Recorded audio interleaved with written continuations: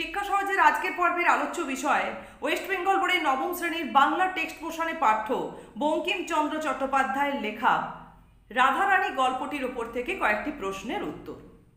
আমরা এর আগের কতগুলি পর্বে এই টেক্সট পোর্শনের ধারাবাহিকভাবে কতগুলি প্রশ্ন উত্তর আলোচনা করেছি। ঠিক যতটা টেক্সট পোর্শন ধরে প্রশ্ন উত্তর আলোচনা করা হয়েছিল তার পরবর্তী অংশ থেকে আজকে 3টি প্রশ্নের উত্তর আলোচনা করব। তোমরা যারা আজকে আমার চ্যানেলে নতুন, চ্যানেলটি সাবস্ক্রাইব করে নিও নবম এবং দশম শ্রেণীর বাংলা টেক্সট পোর্শন এবং ব্যাকরণ অংশের উপর থেকে নতুন নতুন ভিডিও পাওয়ার জন্য।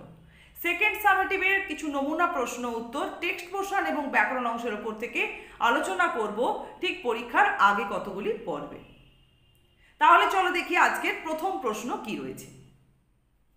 রাধারানী তখন বিষণ্ণ বদনে সকল কথা তাহার মাকে বলিয়া মুখপানে চাহিয়া রহিল। এই লাইন ধরে সকল কথা বলতে কি বোঝানো হয়েছে? রাধারানীর বিষণ্ণ বদনের কারণ কি? 3 নাম্বারও থাকতে পারে বা 5 নম্বর, যেরকম মান থাকবে আমরা সেভাবেই প্রশ্নের উত্তরের পরিসরটা নির্ণয় করব।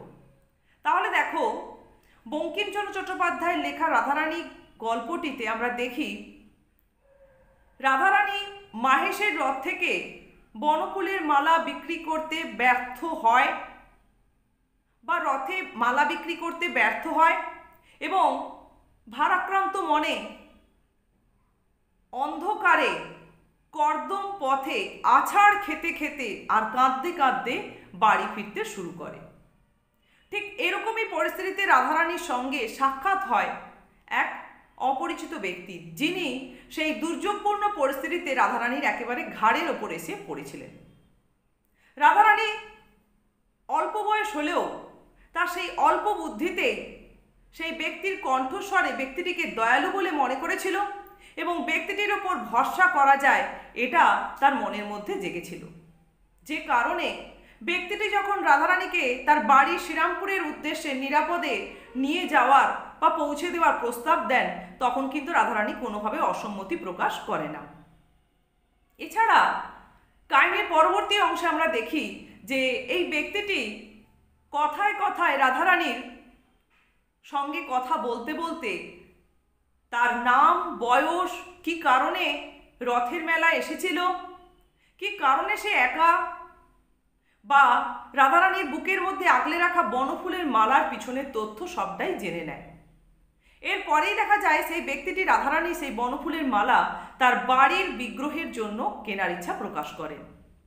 রাধারানী মনে মনে কিছুটা দ্বিধাগ্রস্ত হলেও যে ব্যক্তি তাকে নিরাপদে বাড়ির উদ্দেশ্যে নিয়ে চলেছেন তার কাছ থেকে মূল্য গ্রহণ করতে রাধারানী কিছুটা দ্বিধাগ্রস্ত হয়েছিল ঠিকই, কিন্তু মায়ের পথ্যের কথা ভেবে মূল্য গ্রহণে কোনোভাবে আর ভাবনা চিন্তা করে না এবং ব্যক্তিটি সেই মালার মূল্য স্বরূপ রাধারানীর হাতে 4 পয়সা বলে যা দিয়েছিলেন সেটাতে কিন্তু রাধারানী হাতের স্পর্শে মনে করেছিল যে তা পয়সা নয়, টাকা।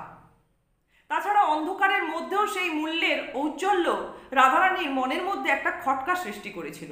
তাই বাড়ি ফিরে যদি কোনোভাবে রাধারানী লক্ষ্য করে যে সেই মালার মূল্য ভুল করেই ব্যক্তিটি পয়সা না দিয়ে টাকা দিয়েছেন, তা ফেরত দেওয়ার কথাও বলেন।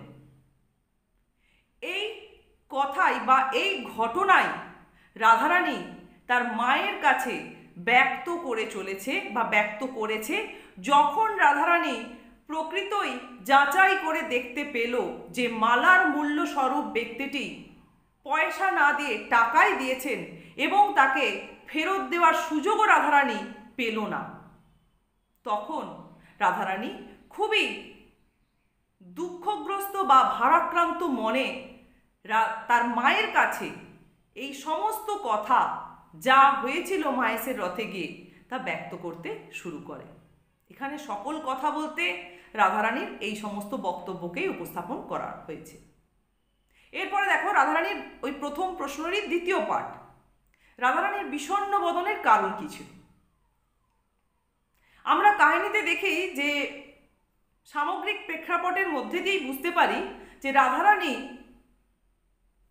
কোনোভাবেই ধনী পরিবারের সন্তান হয়েও লোভী নয়, অবস্থার পরিপ্রেক্ষিতে রাধারানী এবং তার মা হয়তো সহায় সম্বলহীন হয়ে পড়েছেন ঠিকই, তাই বলে প্রয়োজনের বেশি বা যেটা প্রাপ্য তার বাইরে কিন্তু কোনোভাবেই চাহিদা রাধারানীর মনের মধ্যে নেই। উপরন্তু কৃতজ্ঞতা স্বরূপ সেই ব্যক্তিটি যিনি রাধারানীকে নিরাপদে তার বাড়ির উদ্দেশ্যে ফিরিয়ে আনছিলেন, তার কাছ থেকে মালার মূল্য গ্রহণ করতে দ্বিধাবোধ করছিল। তারপরে সেই মালার মূল্য পয়সা না টাকা এ নিয়েও কিন্তু রাধারানীর মনের মধ্যে সন্দেহ জেগেছিল এবং সেই সন্দেহ কিন্তু রাধারানী গোপন করেনি। তাই বাড়ি ফিরে যখন প্রকৃতই দেখল যে মালার মূল্য ব্যক্তিটি ইচ্ছে করেই হোক বা ভুল করেই হোক পয়সা না দিয়ে টাকা দিয়েছেন, তখন কিন্তু রাধারানীর মনের মধ্যে একটা ব্যাকুলতা কাজ করছিল, যেভাবেই হোক সেই ব্যক্তির কাছে অতিরিক্ত মূল্য ফেরত দেওয়ার বিষয়। কিন্তু রাধারানী বাইরে এসে তল্লাশ করে যখন সেই ব্যক্তিকে আর কোথাও কোনোভাবে খুঁজে পেল না, স্বাভাবিকভাবেই রাধারানীর মনের মধ্যে একটা প্রবল অস্বস্তিকর পরিস্থিতি সৃষ্টি হলো, যে কারণেই রাধারানী বিষণ্ণ বদনে তার মায়ের কাছে এই মূল্য সম্পর্কিত সমস্ত রকম কথা উপস্থাপন করেছিল এবং মায়েরই শরণাপন্ন হয়েছিল এই বিষয়ে কি করা উচিত তা জানার জন্য।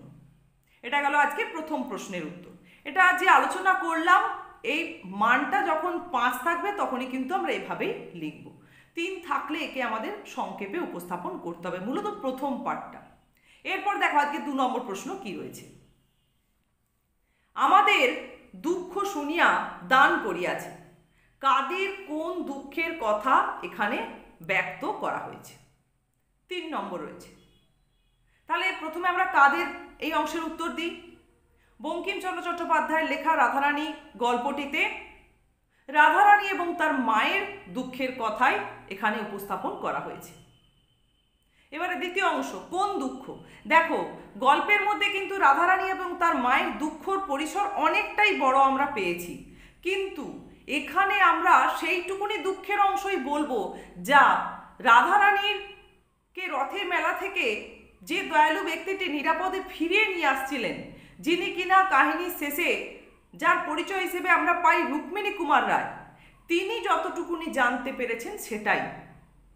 তাহলে এবার আমরা কোন দুঃখের উত্তরটা কিভাবে বলবো? দেখো আলোচ্য গল্পে আমরা দেখি রাধারানী এবং তার মা তাদের বিষয় আশয় সম্পত্তি সমস্ত কিছু হারিয়ে সর্বশান্ত হয়ে এক কুটিরে কোনোভাবে দিনপাত করতে আরম্ভ করেছিলেন। রাধারানী তার মায়ের পথ্য সংগ্রহের জন্য মাহেশের রথে বনফুলের মালা বিক্রি করতে গিয়েই বিপদে পড়ে এক অপরিচিত ব্যক্তির সাহায্য গ্রহণ করতে বাধ্য হন এবং সেই ব্যক্তি প্রকৃতই দয়ালু ছিলেন এবং বলা চলে রাধারানীর শুভানুকাঙ্ক্ষী ছিলেন। তাই তিনি রাধারানীকে নিরাপদে তার শ্রীরামপুরের বাড়ির উদ্দেশ্যে হাত ধরে পৌঁছে দিয়েছিলেন এবং সেই ব্যক্তিটি ফেরার পথে রাধারানীর দুঃখস্বরূপ যা জানতে পেরেছিলেন, সেই অংশে আমরা দেখি যে রাধারানী এবং তার মা একত্রে বসবাস করেন শ্রীরামপুরের। রাধারানীর মা ভীষণ অসুস্থ, তার পথ্যের সংগ্রহের জন্যই কিন্তু রাধারানী রথের মেলায় বনফুলের মালা বিক্রি করতে গিয়েছিল, রথ দেখার জন্য নয়। রাধারানীর হতে পারে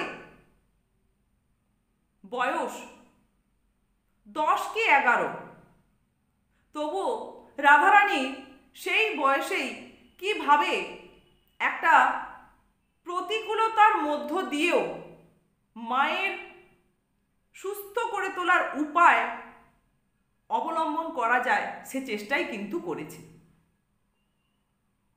এই তথ্য কিন্তু সেই রুক্মিণী কুমার রায় অবগত হয়েছিলেন রাধারানী এবং তার মায়ের সম্পর্কে।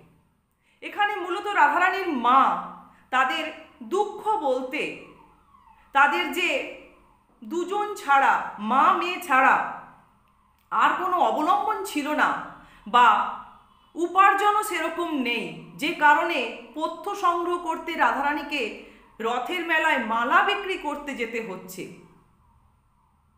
বা তাদের সাহায্য করবার মতো পাশেও কেউ নেই, যে রাধারানীকে সেই দুর্যোগপূর্ণ পরিস্থিতিতে একাই বাড়ি ফিরতে হচ্ছিল, এই দুঃখের দিকটি এখানে ব্যক্ত করা হয়েছে।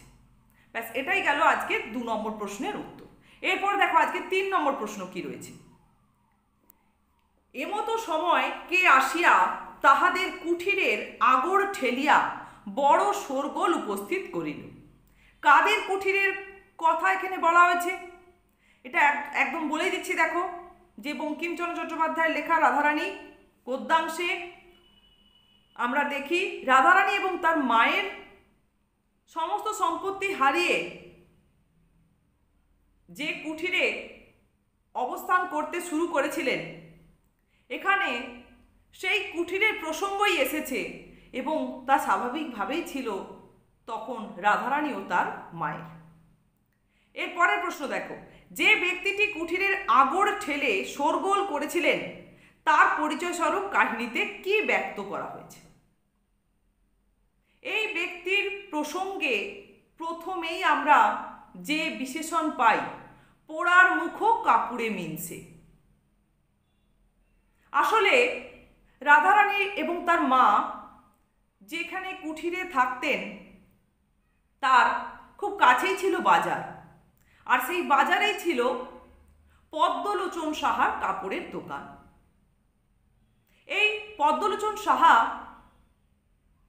রাধারানীর বাড়ির আগড় ঠেলে ঢুকে শোরগোল শুরু করেন, এবং তিনি রাধারানীর হাতে একজোড়া নূতন কুঞ্জদার শান্তিপুরের শাড়ি তুলে দেন, যা কিনা এক ব্যক্তি নগদ মূল্যে পদ্মলোচন সাহার কাছ থেকে কিনে রাধারানীর উদ্দেশ্যে পাঠিয়েছেন। এ বিষয়ে রাধারানীর মনের মধ্যে বিস্ময় জাগলেও ব্যক্তিটি তাদের খুব পরিচিত যে নয়, এই বক্তব্য প্রকাশিত হলেও পদ্মলোচন সাহার মধ্যে সামান্য কৌতূহল জাগলেও, বিস্ময় জাগলেও বিশেষ কৌতূহল তিনি প্রকাশ করেননি। কারণ কাহিনী সূত্রে আমরা জানতে পারি যে এই পদ্মলোচন সাহা এক ঘোরতর ব্যবসায়ী।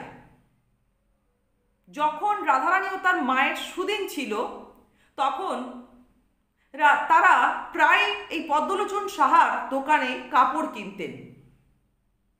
তখন পদ্মলোচন সাহা কাপড়ের মূল্য স্বরূপ যে লাভ নিজের রাখতেন তা কিন্তু ছিল অসম্ভব।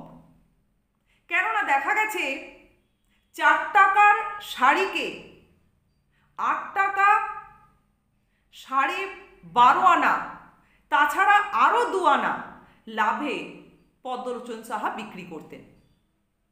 স্বাভাবিকভাবে কাহিনী থেকে আমরা এ বিষয়ে অবগত হই যে রুক্মিণী কুমার রায়ও যে এই পদ্মলোচন সাহার কাছ থেকে একজোড়া কাপড় কিনেছিলেন, তাতেও তিনি ঠিক একই লাভ করেছিলেন বা লাভ রেখেছিলেন।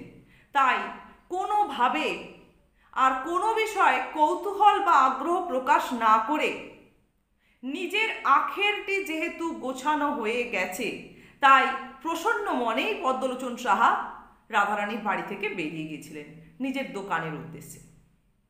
আমরা কিন্তু এখানে পোড়ার মুখো কাপুরে মিনসে হিসেবে যে পদ্মলোচন সাহার প্রসঙ্গ উপস্থাপন করা হয়েছে তার প্রসঙ্গে এই অংশটি পেয়ে থাকি আলোচ্য পাঠ্যাংশটিতে। তাহলে এটা গেল আজকে 3য় প্রশ্নের উত্তর। সেই সঙ্গে দেখো আমরা আজকে 3টে প্রশ্নের উত্তর আলোচনা করলাম। এর মধ্যে এই 3য় যে প্রশ্নটি আজ আলোচনা করলাম এটা কিন্তু খুবই ইম্পর্টেন্ট। পদ্মলোচন সাহার সম্পর্কে যতটুকুনি আমরা তথ্যই কাহিনীতে পাচ্ছি এভাবে কিন্তু আমাদের গুছিয়ে তৈরি করে রাখতে হবে। আজকে তাহলে তোমরা এই 3টে প্রশ্নের উত্তর ভালোভাবে তৈরি করো।